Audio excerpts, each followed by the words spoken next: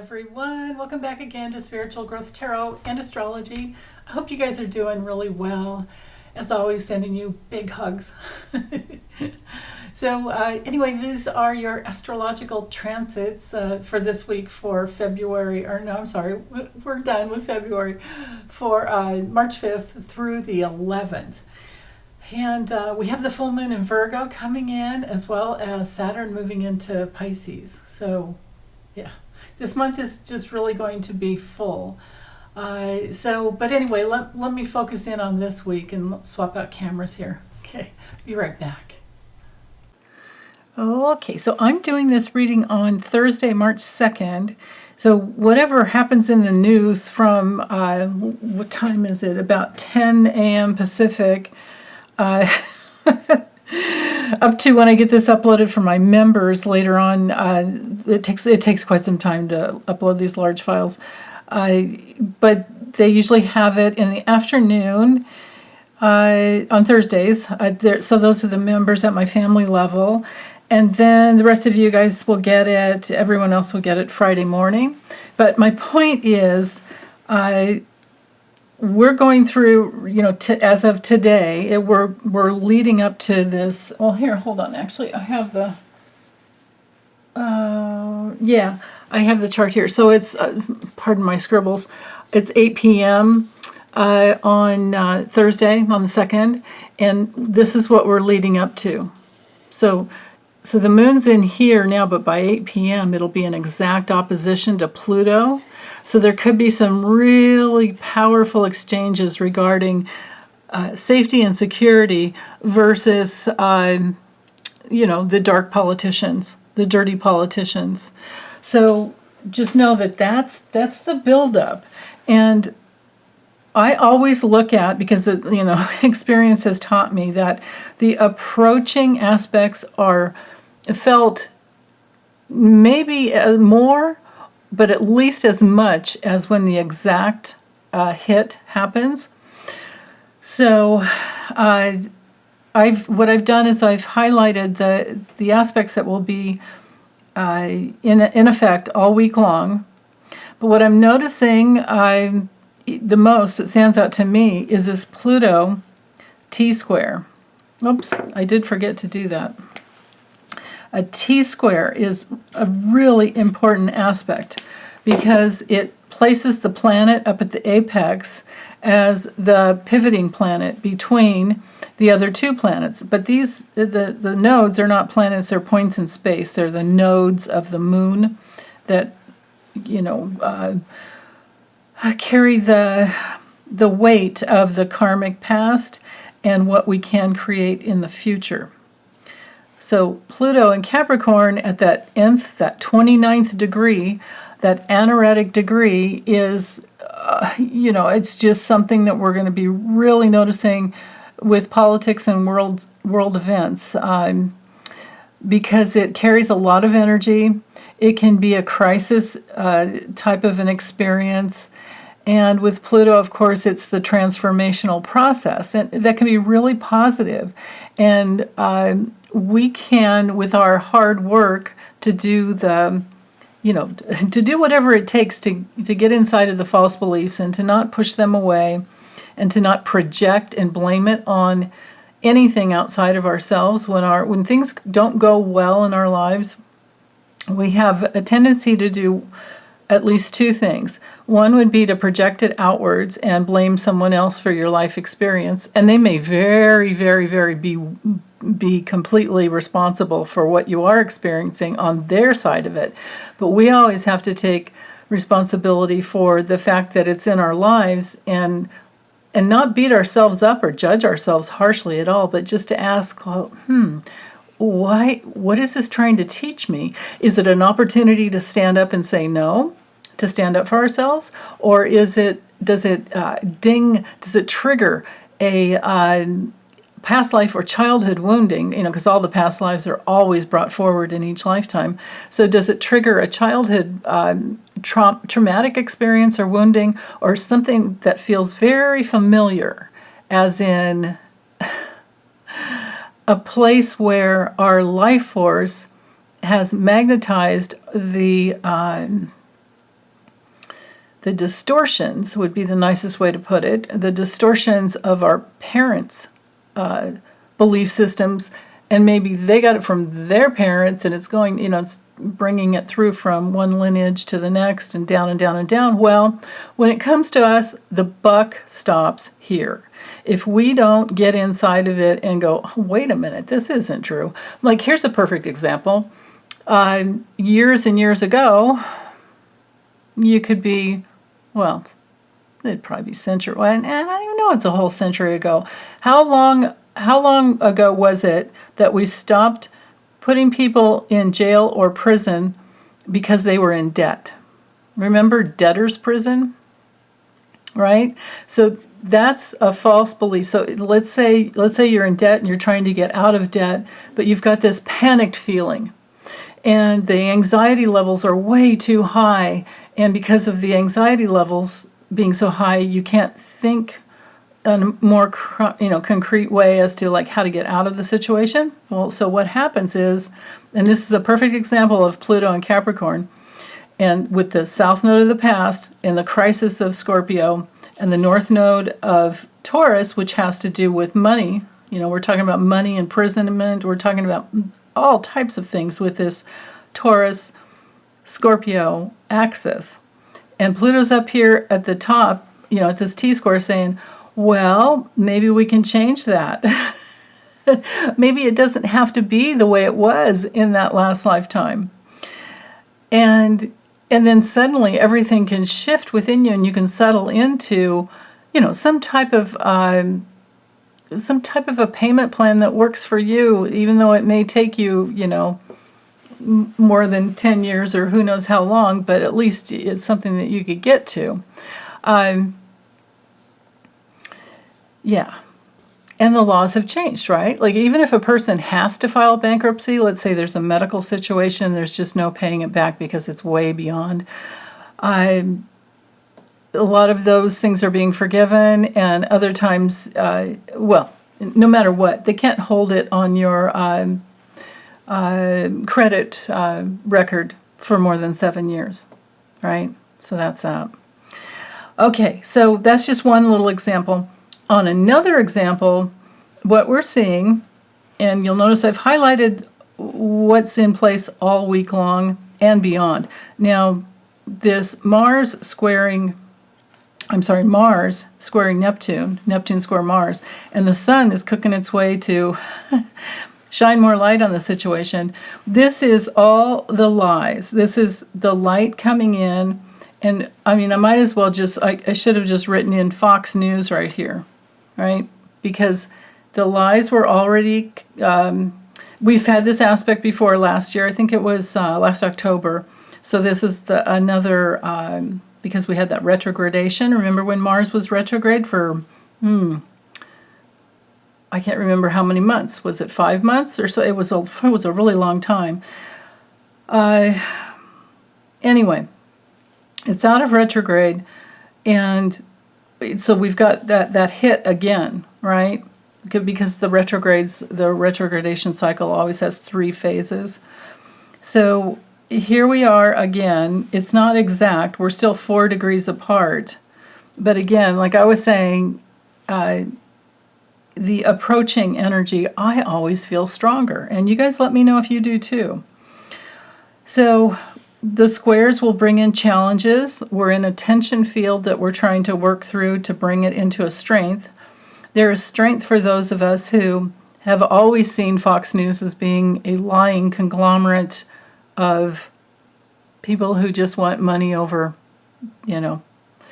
over people. It's like profits over people. So basically this was last week where, it's actually still this week, but moving into this next week, this configuration here will be in effect for at least another week or more. It'll be on the 14th where we have an exact, I think quite exact, pretty sure, yeah. And then, it's going to, I think it goes through to the 15th in that. I'm pretty sure I checked and it was the 15th. But so all of this week, and it was in effect all of last week. So we're in this tension field of, let's see what comes out. Because remember, I was saying the sun will conjunct with Neptune. Neptune rules the media. Neptune would be the ruling planet for, anybody, even me with my YouTube channel, anybody who any conglomerate who uses video or social media, for that matter, to put your message out or to connect. So this would be Fox News in Pisces, trying to grift, trying to victimize their viewers. And they actually victimized themselves because, it came out, you guys know. I knew there was going to be some big news dump. I just didn't know which one it would be, because it could be one of about 20, right? And maybe there's probably 20 more that I couldn't even imagine. But so I didn't know if it would be anything about Trump. For sure, it turned out it was Rupert Murdoch. On one level, caught sitting at the Super Bowl with Elon Musk, those two palling it up. And then in Rupert Murdoch's deposition, he basically threw all of his newscasters under the bus. So there's the victimization. And they're going, ruh-roh, what do we do with this? And so we will continue to see more and more spin. As the sun moves 1 degree a day towards Neptune, so this will go past this week even into next week. We're going to see more and more and more. Now that's on the political front. But on the personal front, in the personal aspect of our own lives, the more work, all the work that we have done in the past to deeply transform, and I'm speaking to Scorpio now with that South Node, and then Pluto is the planet of transformation, and working within that tension field of connecting the dots, tracking the patterns from the past, and then moving forward into a way that you want to build a new life for yourself with the wisdom of the past. Hindsight is always 20/20. And so, yeah, that it's really, really powerful to have Pluto T-squaring the nodes. So, and we have this all week and a little bit beyond too. And what the other aspects we have all week is that Sun and Neptune squaring Mars. So we just covered that. And then you can see this little sextile. I'm sorry, actually, there's a sextile, but there's also, here, if I do this, maybe it'll help. There's also a semi-square here, and I forgot to do that. So anyway, a sextile brings in an opportunity, and it's from Mars to the North Node. Mars in Gemini is trying to help us connect the dots and help us understand and think in terms of and rather than either or. It's never either or. Even the person lost in the most darkness can always move out of that into the light if they want to. But they have to get out of thinking this is only ever going to be my reality, that type of thing. Or that there isn't another way. It's either this way or that way. Either I have all the money and all the toys, or I'm nobody. That type of baloney. Which is what these politicians are doing. They're just trying to, they're just very, very, very unevolved. And they're trying to be somebody. It's crazy. So anyway, let's see, what else is for, Mercury to the South Node will, that won't be all week, but Saturn to the South Node will.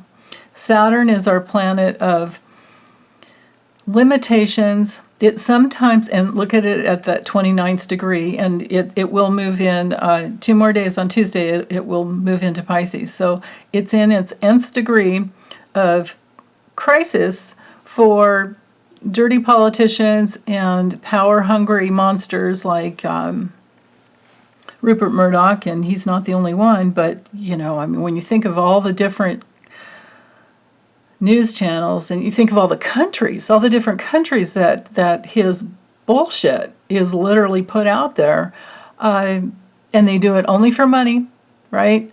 That they got in on the big lie and they held on to that just because they were losing viewers and didn't want to lose it, didn't want the hemorrhaging anymore. So, right, who cares if it's a lie as long as they'll come and watch? And meanwhile, they have victimized all of these people who are gullible enough and who are also mentally ill with their racism and homophobia and everything else in their sick, demented minds. And so those people now are having a reckoning. They're lost in the spin, literally. So Neptune lost Mars in the spin of the information. And I'm talking information wars. Yeah. So this Saturn trining the South Node is bringing in the opportunity for them to make a change, to go in deeper and to want the truth. But I don't know if they will. But if they do, that opportunity is always there. There's no magic portal that opens up in the month of March. I don't know why, anyone's saying that. The portals are always open. The portal of the forces of love in the universe is always open. Always, because it's how it was created. But, if you want to get into all the magical thinking and people with people using words like that for the for the hyperbole, I guess, just for the hype. I'm just not into hype. So, yeah, and people don't like it when I say things like this, but I'm sorry, this is who I am. Anyway, Saturn, with this nice, easy, graceful flow to the past, will help anybody who wants to get out of their karmic, up in the head, just thinking, and transform the past, can do so. That portal it's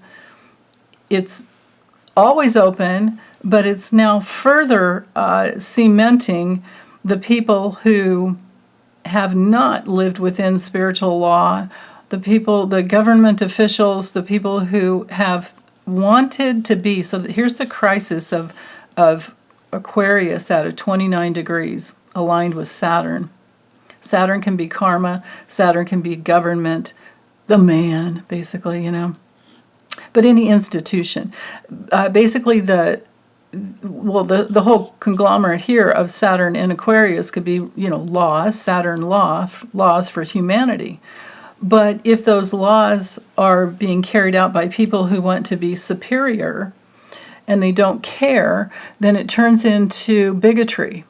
It turns into intellectual pride, and they're thinking that they're special because they know something and the other ones don't. Well, that's just not the way to be. And then other people, and it also aligns with racism and homophobia and all those things. Now, on another level, these people are not going to, any Aquarius energy, and especially at that 29 degrees, they're not going to like to be pigeonholed. They don't want to be limited, right?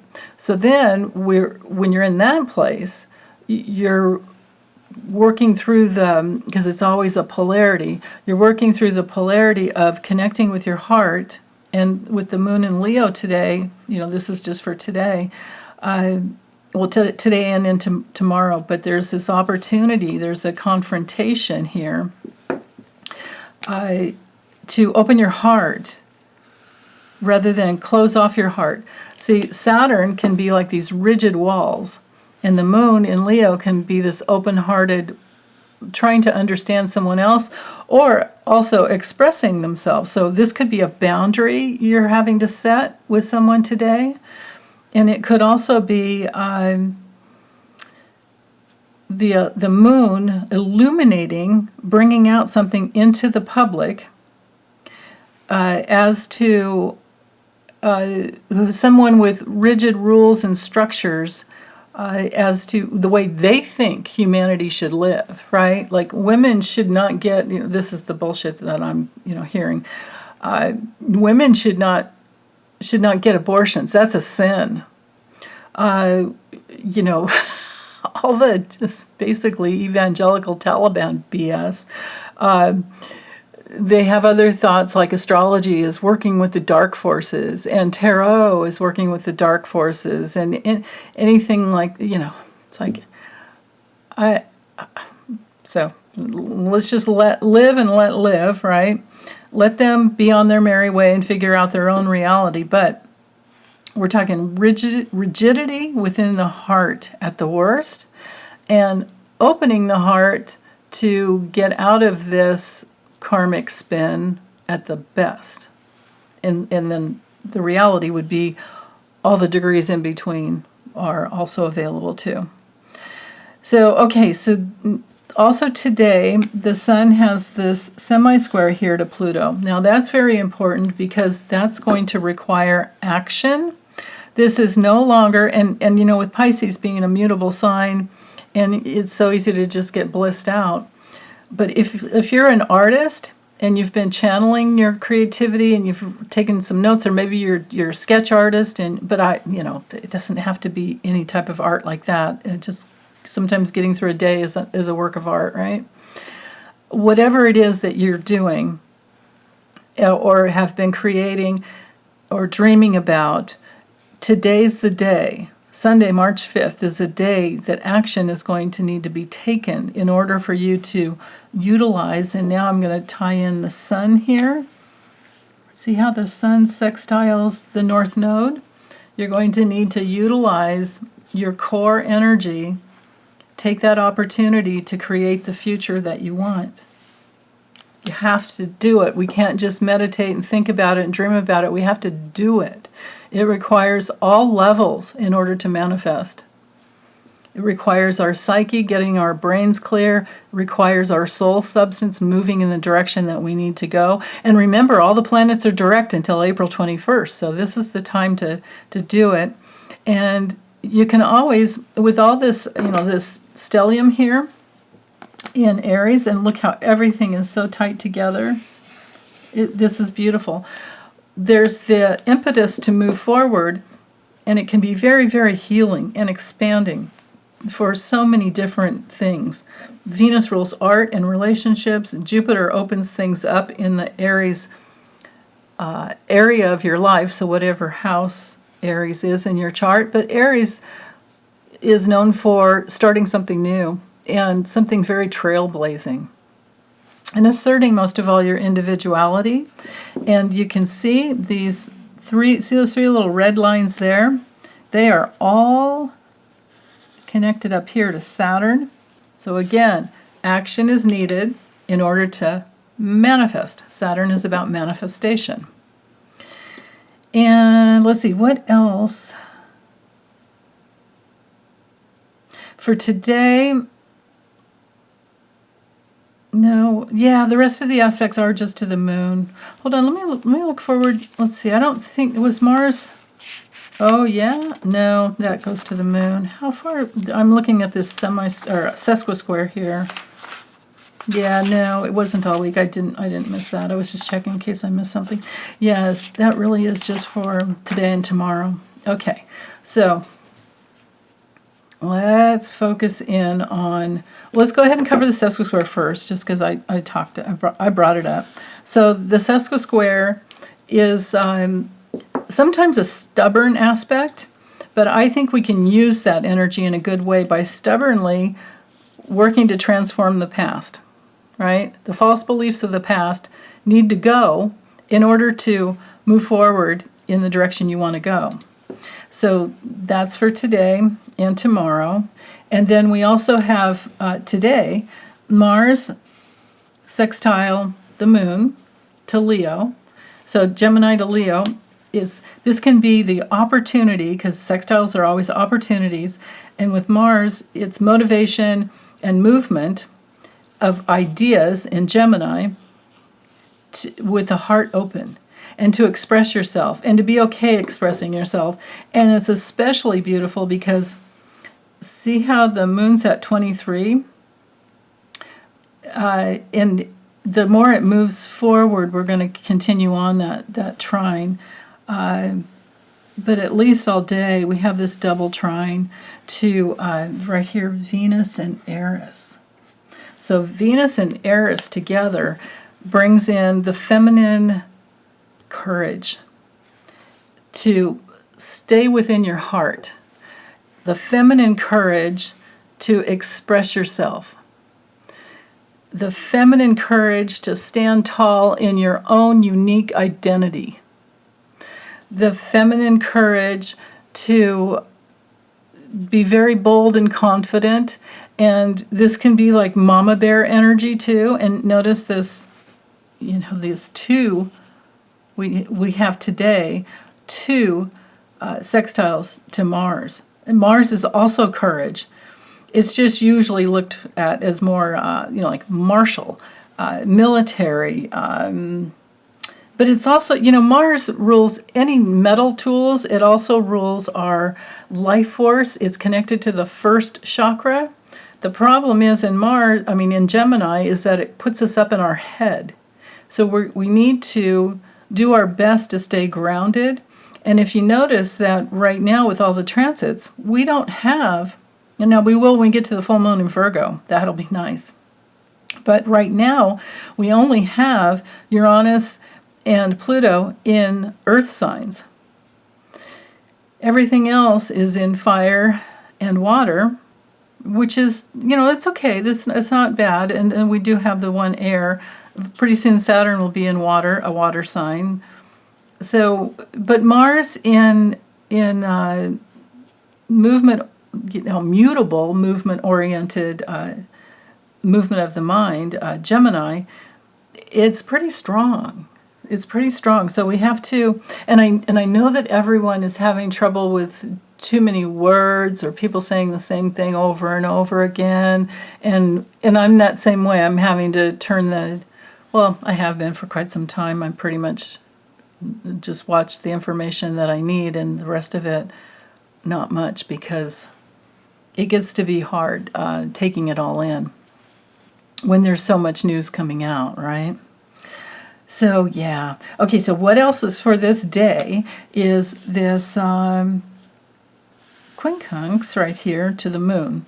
So there's an adjustment needed from Neptune to the moon.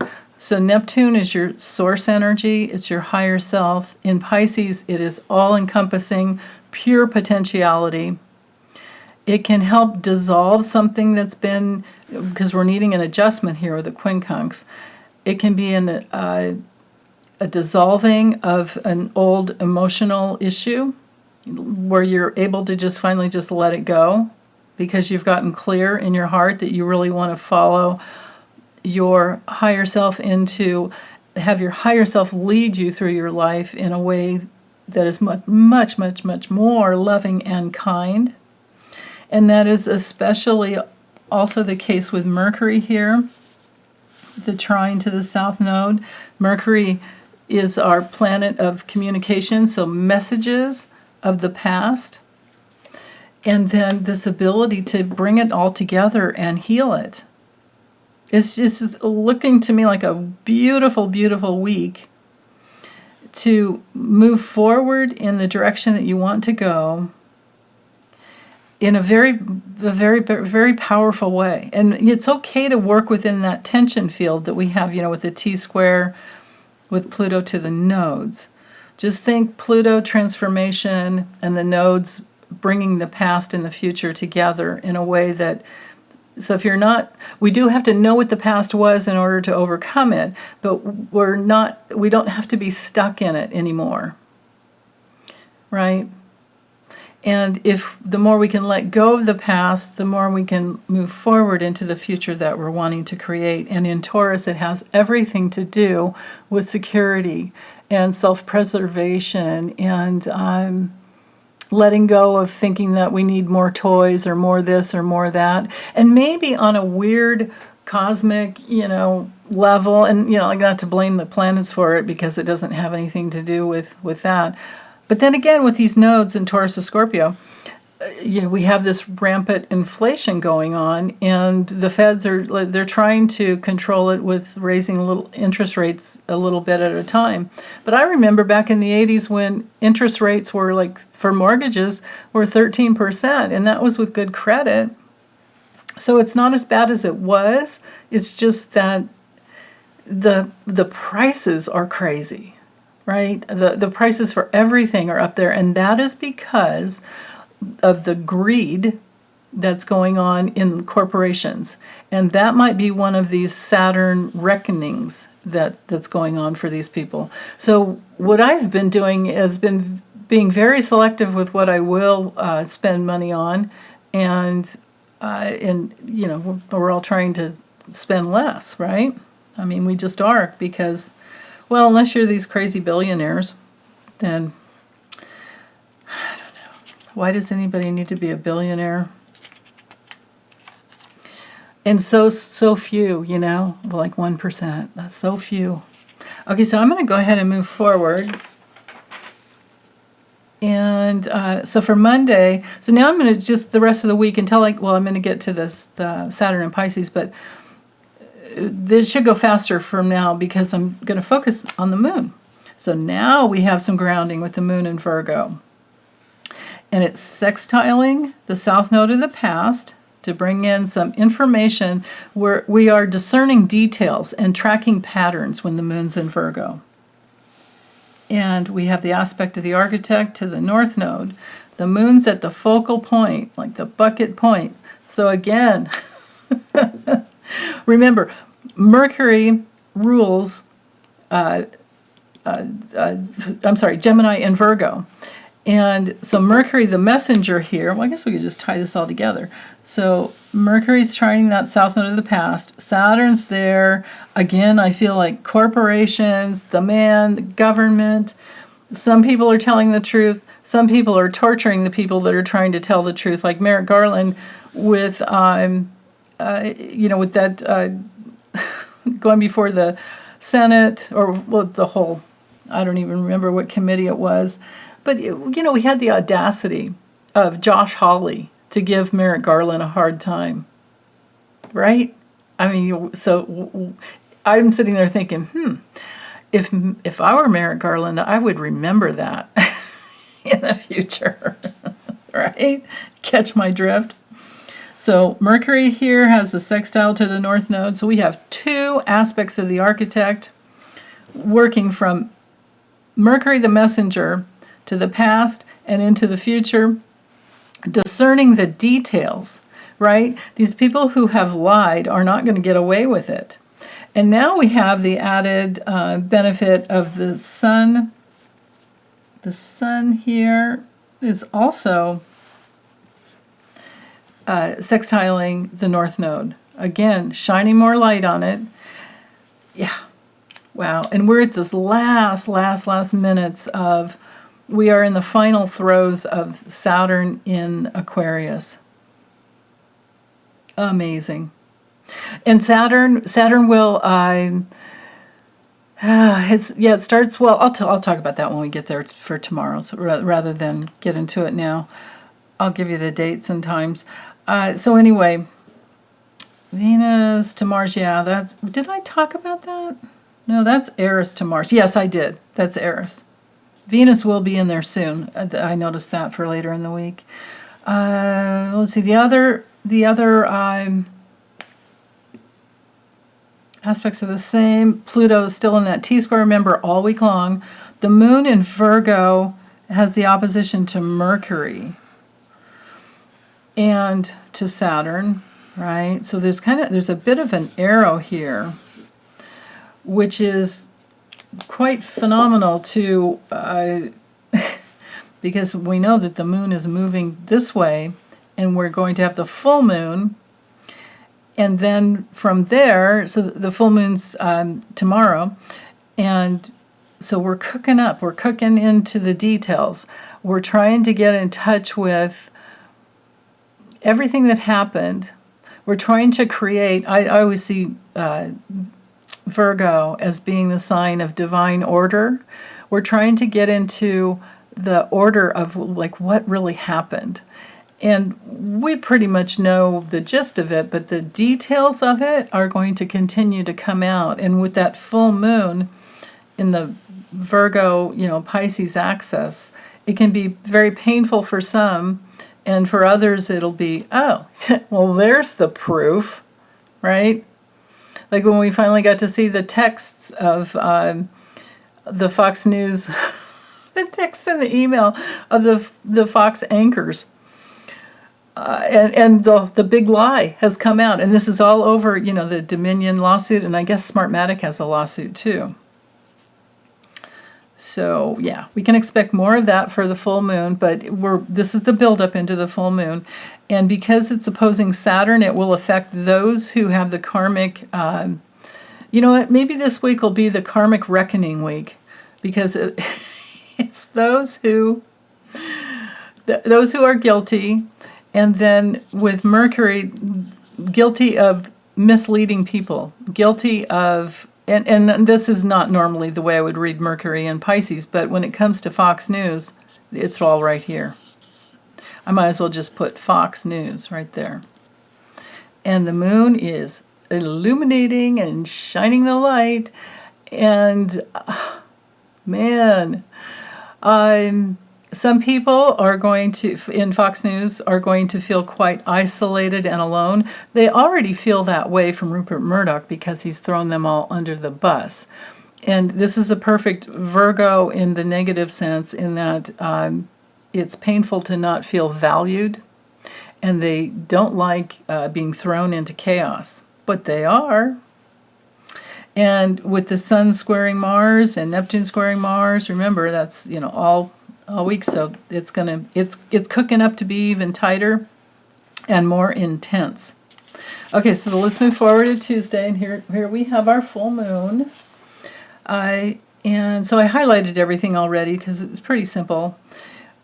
Now, what I did highlight, besides the aspects to the moon, are those, those longer term. Well, I didn't do all of them because it would make it way too busy. I'll get to it.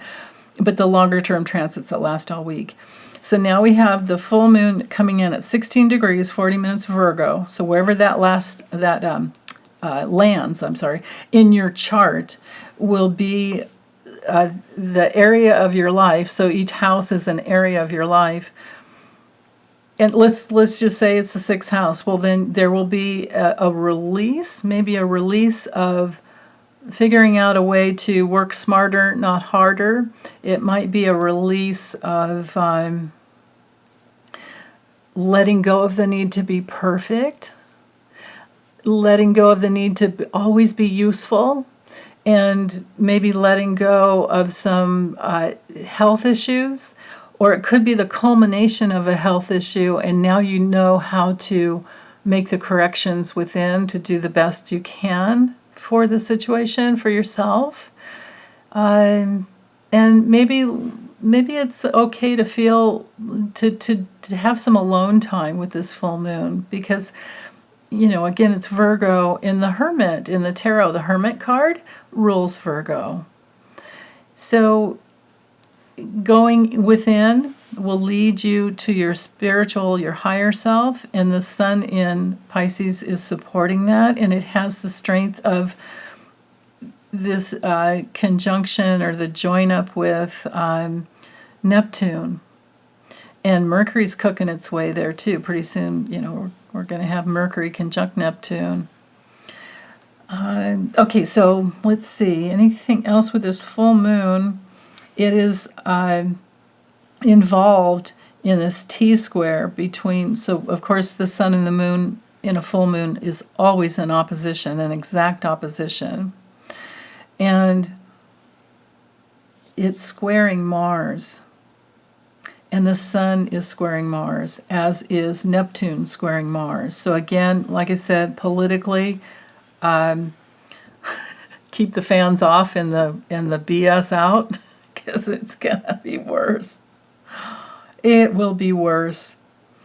This will kick up the details that are provable, because Virgo is written down. It's like taking names and kicking ass, or kicking ass and taking names, whichever way, you know what I mean. Not to hurt anyone, but it can definitely have to do with the past, the details coming out about the past in a way that creates some type of governmental, and look at that, 29 to 59, governmental, maybe there's some indictments that come down, would be the shorter way to say it. Now, let's see, 16 to 18, 14, we have an inconjunct going on here, and it's to Chiron, but it will involve Venus. So again, Chiron can be very healing, but it can also bring up the wounding, which is okay, because that's, we have to get into the wounding before we can heal anything. And it's between the moon in an emotional Virgo, or the, well, on one level it can be the public who is getting into the details of actually what happened. Like, imagine if you've been a Fox News supporter, but you're also suddenly starting to watch MSNBC. Oh, I'm sorry. That T-square is out of range there. Oh, darn it. Yeah, shoot. Maybe if I do it this way. Otherwise you can't see that it's still the... I'll put a T there so you don't forget. Okay. So anyway, with this T-square here, the public will see the details and the light will be shining on them strongly. And with the square to Neptune, we have a double square here to Mars. This is about information. Information lies. We've got lies here when it comes to Neptune squaring Mars. And so, yeah, this full moon, I'm thinking everything will be on full display. And then again, because of that, everything will be on display.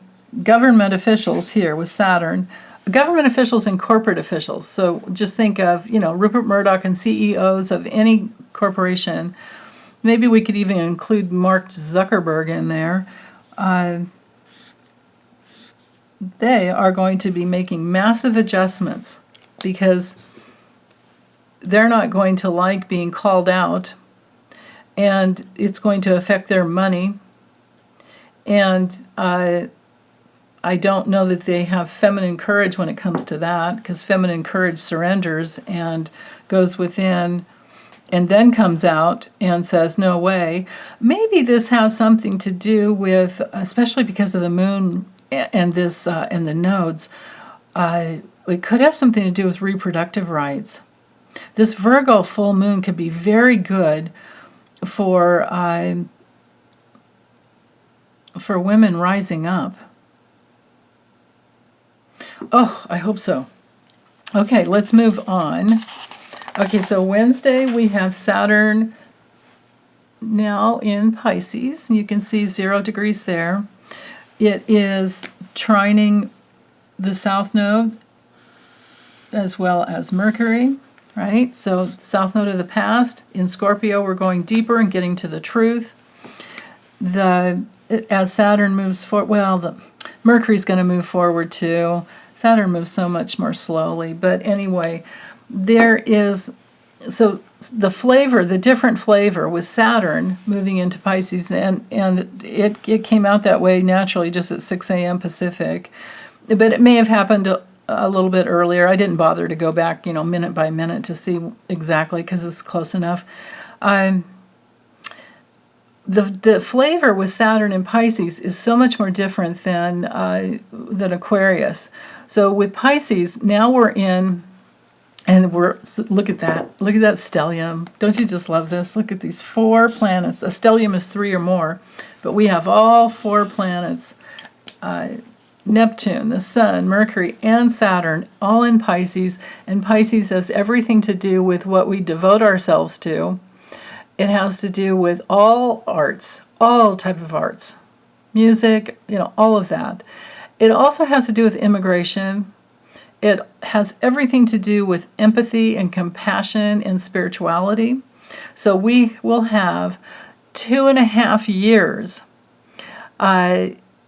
for this. Well, actually, no, it's almost 3. We're going to have, because it doesn't, so it goes into, from now, so from March 7th, all the way up until May 25th is Pisces territory. But then after, it's going to bump into Aries for a little bit in May, and then it crosses back into, goes retrograde, then goes back into Pisces territory, and then stays there for a little while. That happens in September, and then what happens after that is, so it'll sit there for a while, and then it'll start moving forward again, but it won't make it to Aries until February 13th, 2026. And I did not write down the exact time. It moves so slow. Don't worry. Well, I'll be here to tell you that when we get there. But the deal is with Saturn, we're talking form and structure, right? We're talking crystallizing, bringing something together, creating a stable foundation. So all of this beautiful Pisces energy can be this wonderful foundation for artists and musicians and anyone devoted to their spirituality, anyone devoted to their higher selves, right? This can just be the best. So for almost 3 years, we are going to have this opportunity. And then other things with Saturn, and this will be for some people who are in victim mentality, who are projecting and blaming their reality onto other people. See, it's a very immature thing to do, and it also shows an authority issue. So, and I totally understand it, because imagine being a child and you don't really have, well, actually, first of all, imagine being born. Imagine coming from a realm that is 100% bliss, and then you're born into this dualistic sphere on Earth, and suddenly you get hungry, you get hot, you get cold, you get very, very uncomfortable, you're wet, so you develop, we have this authority issue, right? You come from this beautiful realm of being in yourself in bliss, and then suddenly you're born into a realm where somebody else has control over you. Can you imagine? And if you've already had a rebellious type of psyche, you're going to rebel even more. And if you grow up in a home where you have parents who are like master controller type of BS, you're going to do one of two things. You're either going to rebel against them, and rightfully so, or you're going to submit, and then but probably turn into some passive aggression, and you've got to work your way out of that one too. So imagine them as adults, and they're kind of lost, We're talking on the dark side here, cults. This is the GQP baloney. And especially because, don't forget, this is not letting up for a while. And the sun is cooking together with it. It's double square to Mars.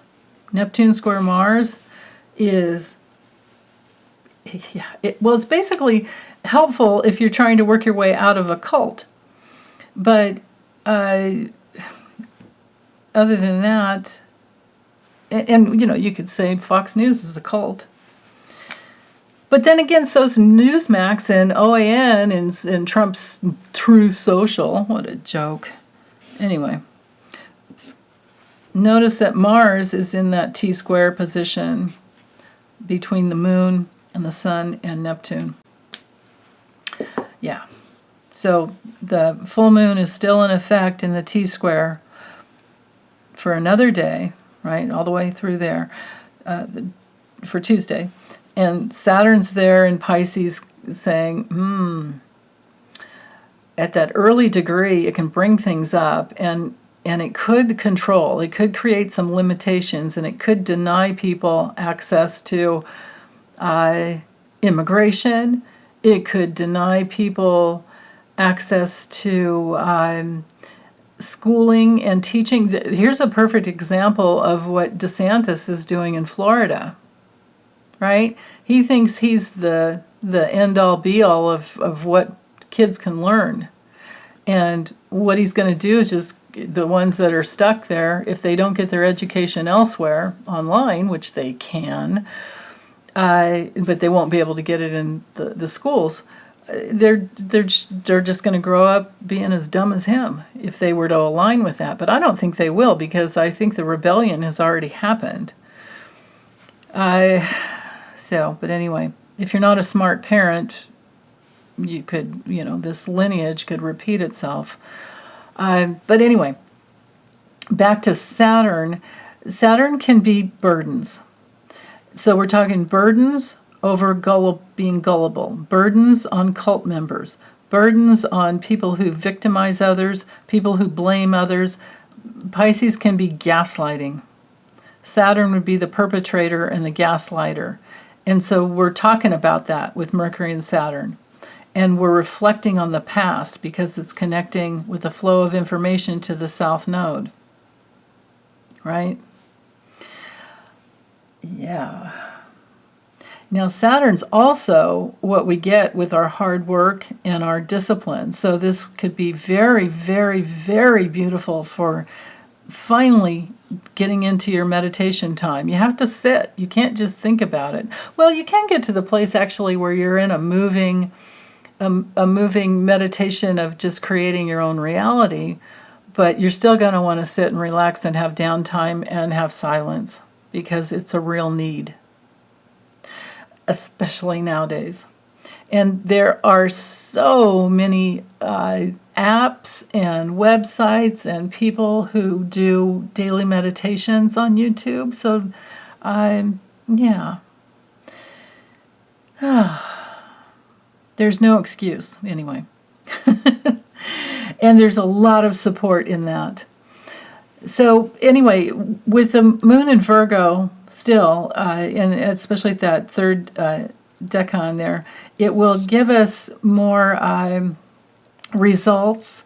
It will, with this connection to Saturn and the Sun and Neptune, all of that, we will have more learning experiences due to like trial and error, is what I just heard.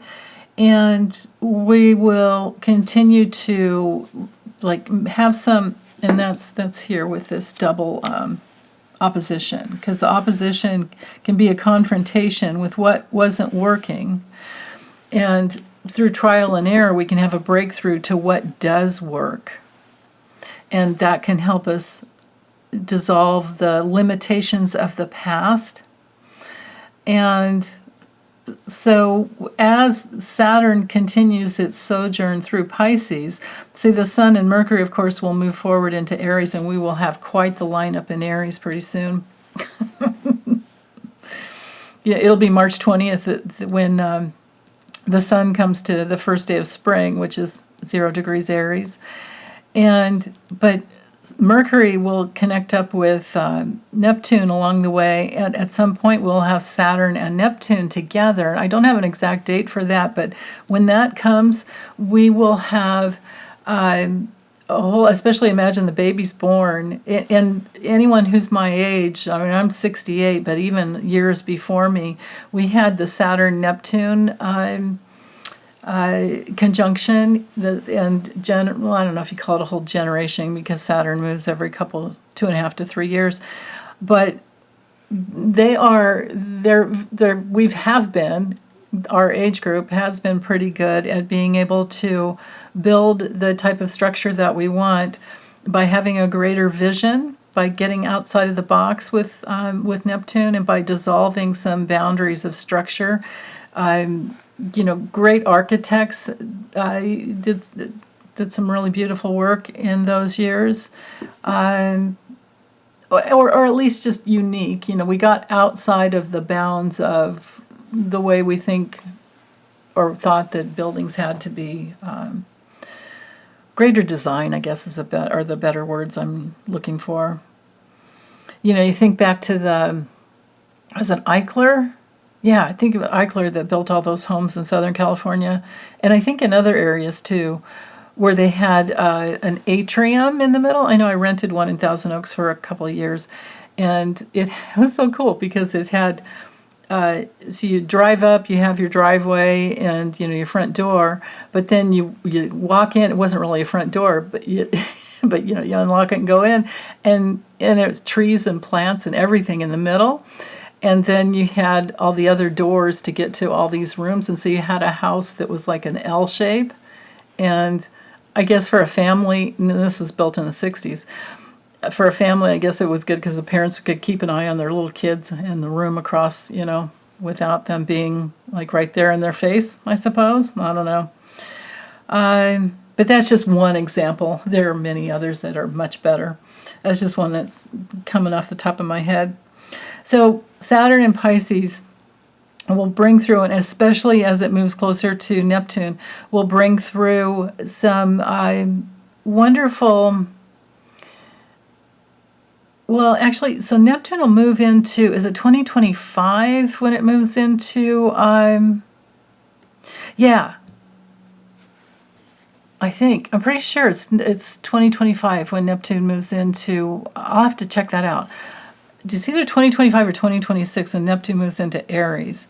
So there will be some time period. I really need to check into that because this is going to be really good for artists and manifesting and spiritual people on their spiritual path and manifesting and grounding. Saturn is very grounding, but in Pisces, it will be with empathy, it will be with your spirituality, it will be maybe mystical experiences, but we're going to have to be careful there because with Saturn and Neptune when we get there, and this, I'm talking about this now because I can see it coming.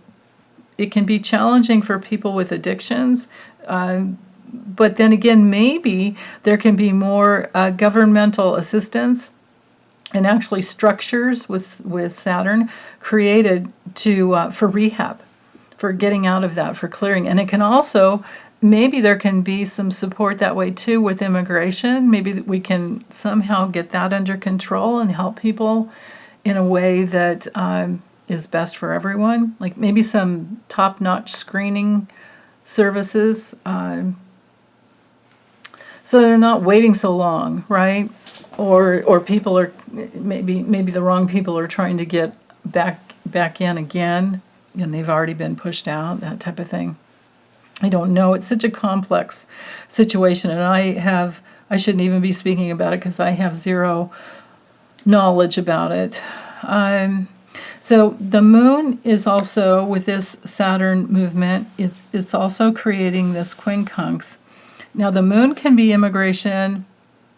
The moon represents the public, like I said, and in Virgo, it may be trying to create some order, but it's also with that quincunx there to Neptune. I'm sorry, not Neptune, Venus. So Neptune is the spiritual love, impersonal love. Venus is personal love. Venus has to make values, and it compares things to see which is the best way. And with this quincunx inconjunct aspect here to the moon, there could be some illumination as to the right way to go, and then adjustments are made.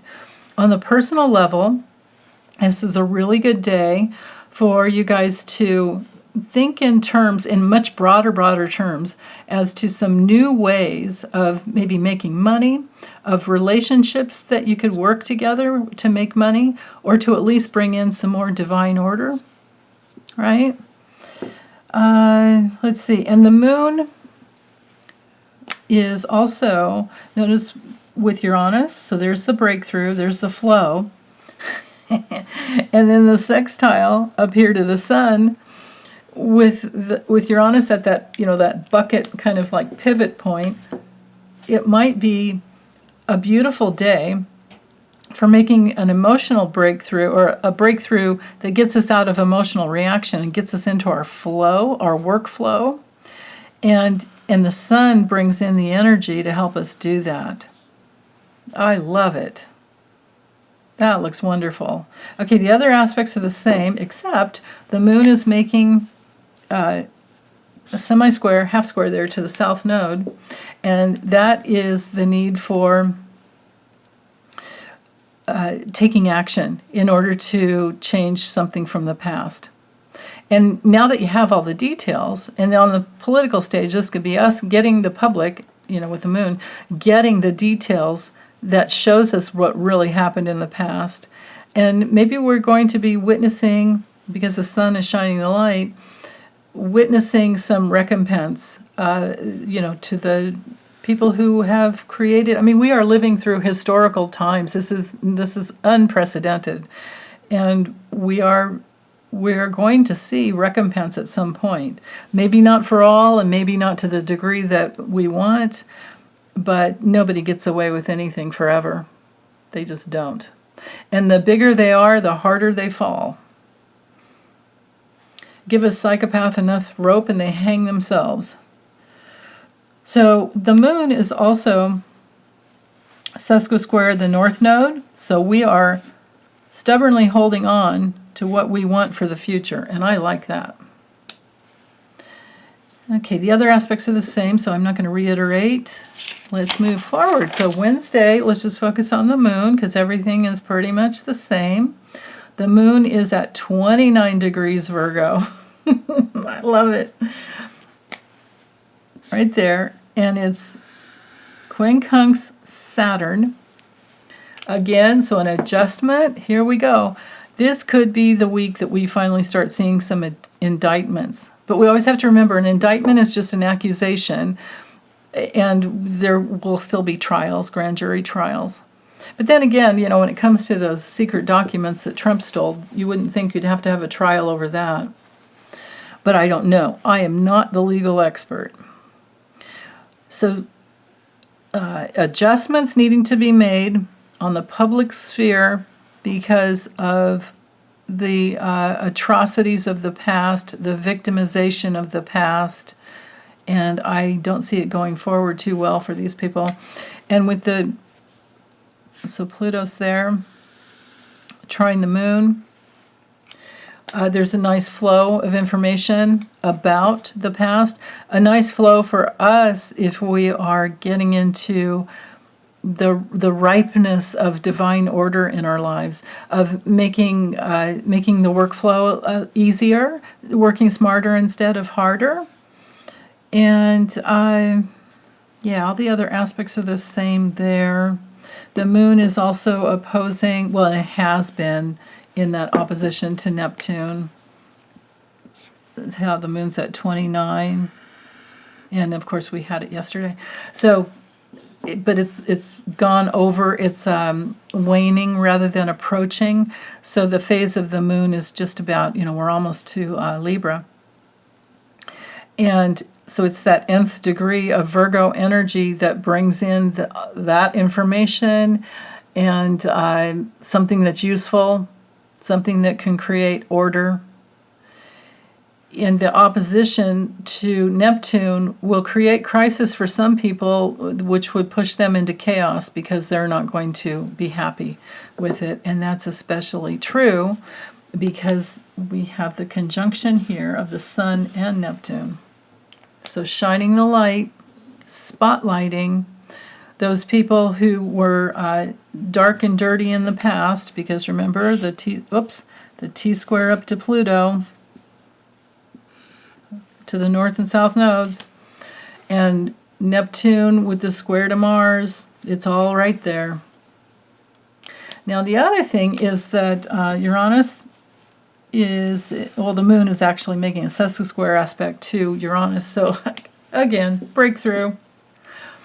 They'll be stubbornly holding on to their lies. I think all of us could predict that. I don't think they're going to give up, but they'll be sitting in jail someday thinking about what they did. And with the, 17 to 4, it's the sun.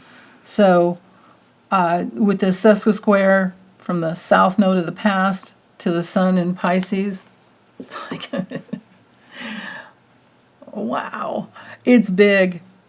Definitely. It's big. And then, of course, with the double trine to the south node, yeah.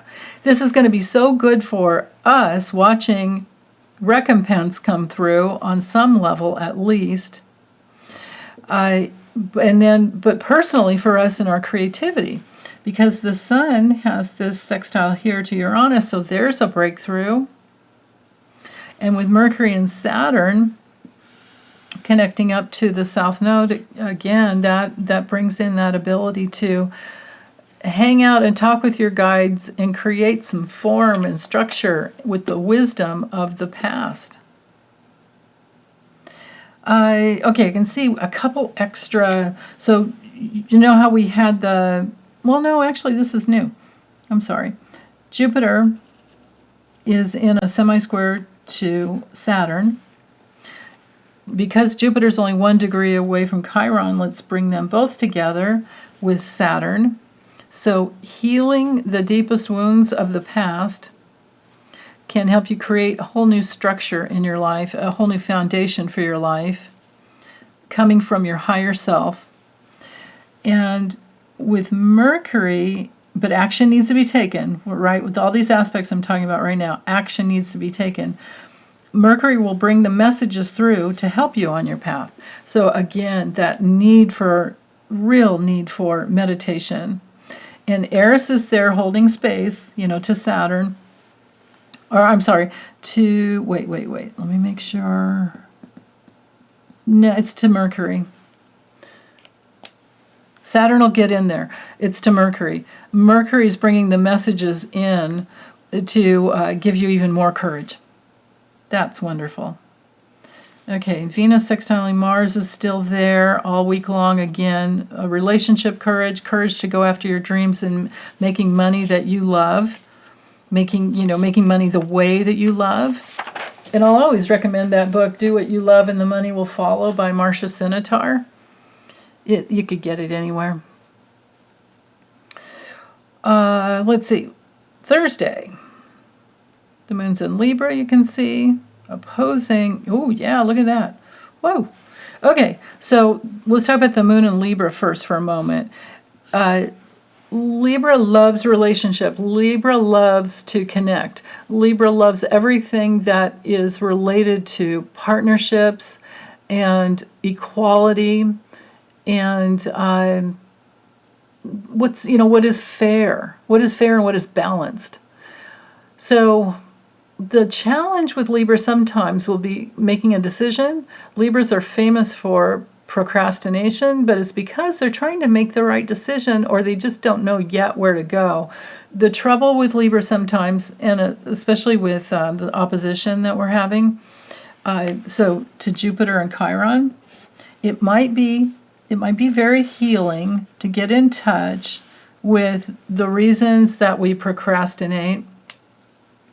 And usually I would think that it would have to do with sometimes trying to please the other, because it's the opposite of Aries. Aries is me first or me, let's go, let's do it.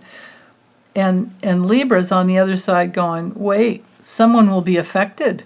Wait, I'm trying to take care of both of us.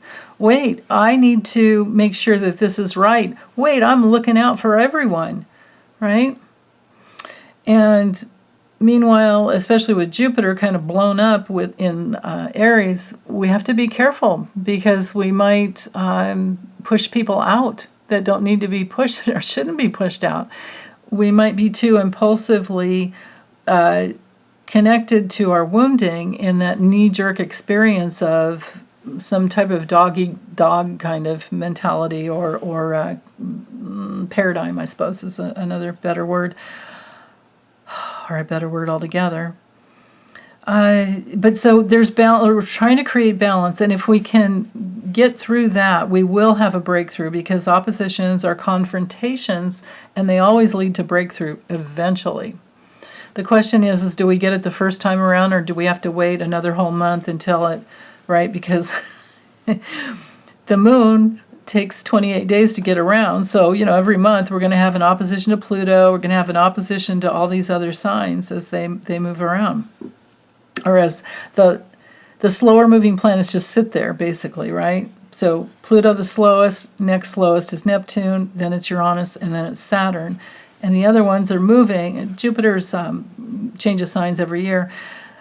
And so basically all the personal planets, Sun, Mercury, Mars, and Venus, or Venus, Mars, they definitely will trigger they will affect. They won't trigger. The outer planets are holding space, but they kind of trigger in a way.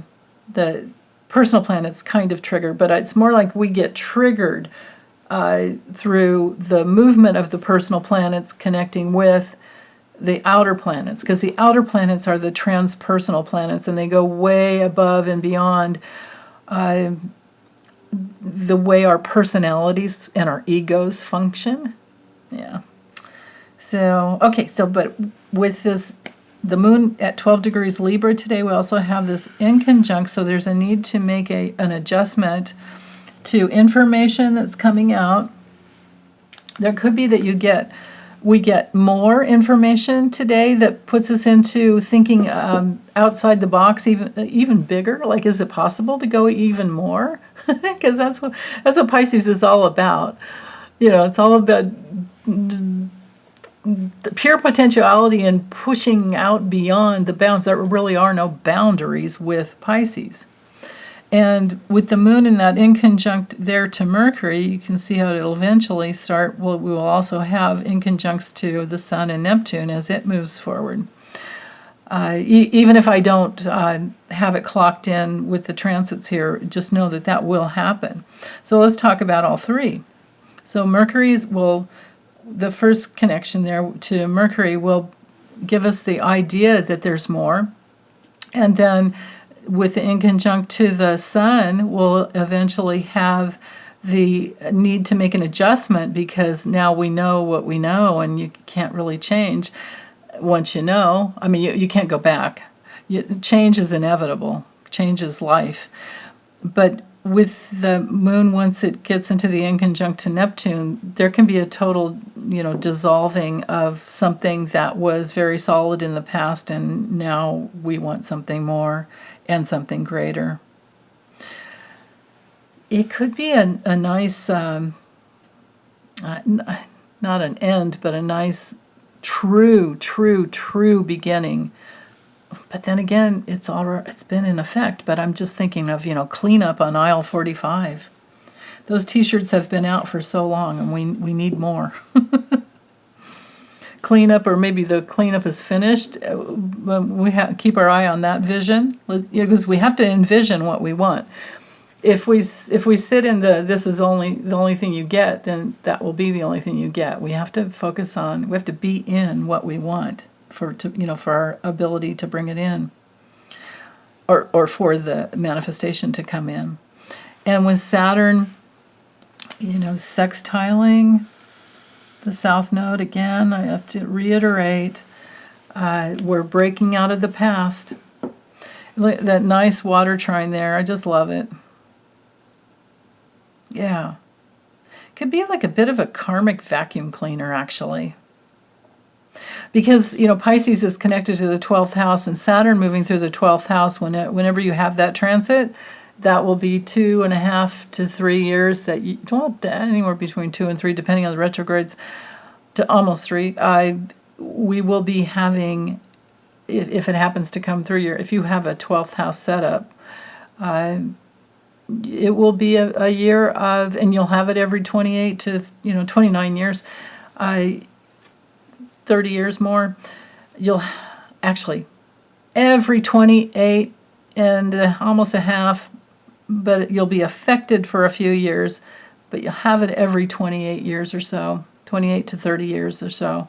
You will have Saturn go through your 12th house, no matter what sign your 12th house is. So you have to know your chart. And when that happens, it can be a time of karmic vacuum cleaning. Because you're letting go of no longer, what you're letting go of what was, but you're opening up to what is, but it's not there yet. And you're in between in this like limbo realm where you're dissolving the things that you're transcending and dissolving the things that have held you back for a long time. And it will put you in an area where you're longing for something much greater. And you're realizing what boundaries there are and what boundaries there aren't. Like it depends on, is it your first, Saturn transit through the 12th house, or is it your second, or you're on your third? Because if you're on your third, you're pushing 90, or you are 90. And there are limitations at an older age. That's just life, right? The first one, it's really good. It can be lonely, but it can get you into the place of letting go. I remember that. And the second one was the same way. So, yeah. Anyway, okay. But it depends on your chart. It depends on what's in your 12th house as well, and other aspects too. So, okay, let's see. What else is here as far as anything that's different? The sun is still in that sesquisquare to the past. Yeah, so just shining a light, and maybe we're not so stubbornly holding on to the past anymore. I'm sorry, I should have drawn these in. I'm speaking to this transit right here, or this aspect. So the south node of the past brings in the wisdom of transformation and going deeper and letting go of intimacy fears and letting go of the ways that we would, put ourselves in boxes and create limitations because we're afraid. It can be intense, and so if we're holding on, it's because we're not feeling safe. But with the sun in compassionate Pisces and creative Pisces and conjunct Neptune, with this tight conjunction there, it can bring in the quality of the light emanating in a way that can help you feel more safe. Like, it's okay to come out and play. It's okay to try something new. And maybe even though you didn't have much support in your growing up in your childhood, maybe you didn't have encouragement, or maybe you had some support, but then it got cut off. Maybe the rug got pulled out from under you. Maybe you were not appreciated. Maybe your parents role modeled like kids are not to be seen or heard. Just get out of here, that kind of thing. And now you're ready to, especially because we had that transit with the moon opposing Pluto and then moving into Leo, and yeah. Maybe then that 2.5 days where the moon was in Leo, maybe we became more courageous, and maybe we were able to focus in on where we were not seen and heard and understood as a child, which is a real need, right? Like, imagine a baby that's crying and no one comes, so they could die, right? They could literally die. So that's imprinted in our bodies, that we need to have someone hear us, someone see us, someone notice us, and then please understand me, basically, right? And as we grow as adults, if those real needs are met, or as we learn to meet them ourselves while we're growing up, they turn into our creative self-expression. And that's where I'm tuned into here with the sun and Neptune, like your creative self-expression with your spirit. And you do want to stubbornly hold on to that, because that is the transformation path. Hold on to that the rest of your life. Okay, so let's move on. So Friday, because I'm not seeing anything else there with aspects to the moon. Everything else is the same, and like I said, those aspects lasting all week. But for Friday, I wanted to focus in here on Mercury sextiling Uranus, because this can be a breakthrough here. Mercury and Uranus together are like divine mind, divine with Uranus, mind with Mercury. If you're not looking and you're just listening, connection, communication between something that can break you out of the box, something that can wake you up. It could be some news, because Mercury is often about news. It could be some new scientific discovery. It could be some shock to some people, but an opportunity for others to go, oh, I can believe in justice. Life can be fair. It's actually a false belief to think that life isn't fair. Think about that one. It's just that we want to see fairness and justice in one lifetime, and most people don't want to look at the fact that their belief system creates their reality. Now, not to every single degree, because it's not perfect. It's like spirit has to, our higher selves have to incarnate into the era that correlated with our belief system from the past into a new one, so that we can try and shift things into the future. And you're always like in that balancing act between the human and the divine. Well, that's what Mercury and Uranus is. It can help us wake up to that, and to especially understand what happened in the past. And then, because of the moon in Libra trining Mars in Gemini, there can be some conversations that happen, because both of these signs, they're air signs, and they really want to communicate. Now, there's also, so relationships are highlighted today. It's also trining Saturn, that's in that early degrees, Pisces, of course, and because the moon's in later degrees. So this trine will continue to happen and heighten as it moves forward. So this will be even into tomorrow.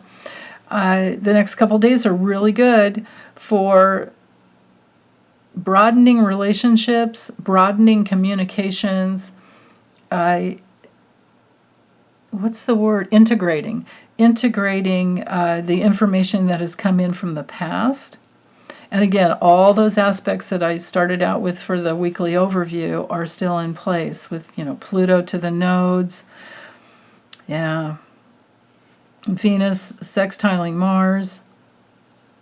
And of course Eris has been there, but with Venus, look how tight. So again, more like I was saying before, more feminine courage and more relationship courage, and more courage, because we have that aspect of the architect there, to go after our dreams, to go for what we want, to boldly go. And let's see, the moon is also opposing Venus. So Venus is at 22, the moon's at 24, so this was happening in the middle of the night. Oh, this could be something like waking up and it's like, why are all the covers on me? And your wife is having a hot flash and you're waking up sweating to death and she's trying to cool off. Right? Everybody's gone through that. Everybody that's married. So let's see. The moon, or in partnership, you don't have to be married. So the moon is also in conjunct Neptune. This could be some adjustment, because the Libra is often the bridge. I mean, literally, just look at the symbol. You can see it. Well, here's a bigger one to tune in. It looks like a bridge, right?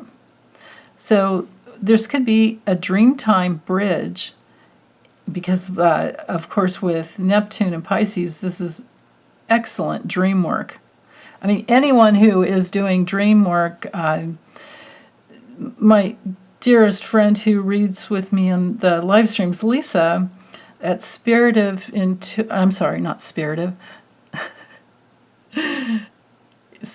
Intuitive Tarot, she does, with Debbie and Kevin, they do a lucid dreaming or a dream interpretation live stream, and I think they switch off between channels. But Lisa did last Sunday. It was just really nice. So anyone wanting to do dream work, just look online. There are lots of people who do workshops. I used to take them all the time, and they're so helpful to teach you how to work with little dream snippets that come through. You don't have to have a big full-on, it can be any little thing. But anyway, dreamtime guidance with the Sun conjunct Neptune, and makes an adjustment coming from, with that bridge, there can be some revelation, illumination coming from the moon, and it could be a relationship issue, and it could also be to help you understand things. So, and what you can do is to put yourself, like if you're having a dream with several people, like you're in the dream and there's several people with you, or there's just one other person, or even like there's a baby and then there's a child and there's a parents, you can put yourself in the position of each one of those people in the dream and see if it relates to you somehow. Like especially if it's you and there's a kid, or there's you and a baby. It can be you needing to reflect on an infant issue, baby issue, or a childhood issue. In the age of the child, or adolescent or whatever, teenager and young adult, whatever, can be a reflection of an area that needs some healing, or that is bringing through some wisdom. And it helps. It helps so much. So let's see. All the other aspects are the same there. Let's see. The moon is in that. So remember, we've had this all week. I'll just draw it really quickly. That Pluto to the nodes. But now the moon is involved too.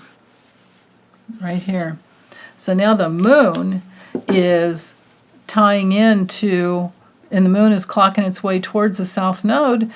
So again, it's to dive into the past. And remember, Scorpio is everything about intimacy and things that are intense and secrets, but there's also your privacy that is good too. It can create crisis, and it's mostly because there's a fear of betrayal with Scorpio. But once you go beyond that and you go deep within, it's all about transformation. So all those issues might be on the table. And the North Node, this axis between Taurus and Scorpio is completely geared towards safety and preservation. And you can't safely go forward in a relationship until both parties know that they're safe and that there's trust, right? You have to be able to trust them. Trust is everything. Okay, then Saturday, so to finish up the week, you can see the moon has moved over the south node, and we are integrating an experience, some type of an experience that has brought more information. And the only challenging aspect you can see, at least for this morning, is this sesquisquare. So there can be some stubborn holding on to some old ideas and information. But then again, on another level, it could be that some people are remembering the past and what dirty politicians have done. Because, we have, again, Saturn in this, because this was all week, Saturn in this semi-square to Jupiter. But now, look how Jupiter and Chiron are together. Saturn has moved forward even more. So there's those adjustments that need to be made, action that needs to be taken, because we can't go back. We know what we know, and we can't go back. Unless, we want to just stay in denial. The sun's at 20 degrees there, and notice how as it goes forward, of course, it'll conjunct with Neptune, and then be an exact square when it gets to 23 degrees, right? So it's tightening, it's intensifying. This week is going to be very intense, and it's intensifying day by day. And there's a real culmination here on Saturday and probably into next Sunday. But I'll have that reading up to you, for you before then. There's also the semi-square from Pluto to Mercury. So Pluto, information, messages Mercury, Pluto. Mercury. Let's try to rewind. Mercury, messages and information to Pluto, power. I wonder what the news dumps will be about that. Whoever they are, they're going to play victim, and they're going to, like, if it's Trump, he'll just gaslight the hell out of everyone and try to victimize himself, play the victim so that he can grift. This is what he does. This is what Alex Jones does. This is what they do. Or they lie, they completely lie, and they think that we won't remember. But it's all on video, and I think lots of videos will be coming out. And one reason I say that, besides the double square to the double square to Mars, because remember, Mars in Gemini is kicking up the information. It's connected stubbornly to the past. The moon in Scorpio is going, oh, wait, hold on. I remember back then. I'm going to kick it back out and show you exactly how this works. And with the Sun conjunct Neptune, this is all forms of media, shining a light on all forms of media, because everything is recorded and people can go back and find those videos, and they have. They're showing them all the time on MSNBC. I mean, if I had more time and could handle all the words coming in constantly, I would listen to it more, but I got a little bit of fill of it yesterday, and it's all about Tucker Carlson, Tuckums, as Joy Reid calls him, Tuckums and all the other ones, and what they've said in the past. And it's just, so the lies are proven. It's right there. And compared especially to what they're saying now, or not saying. That's another big thing. What is not being said that should be said. And that's one thing that's beautiful. And probably the last thing I'll speak to.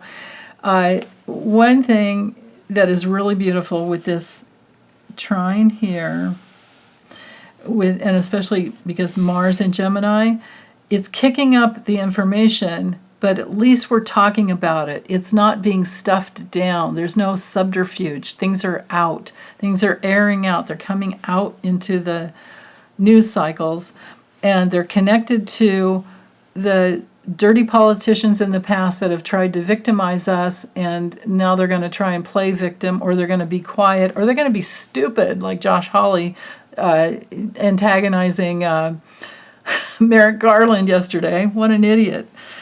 And then here we go with the double sextile to the South Node and the Moon. Remember, Moon, public, South Node, the past. And Saturn, who did what in the past? The karmic, this karmic retribution all week long. And then, of course, the trine to Mars, so the information there. It's all about that.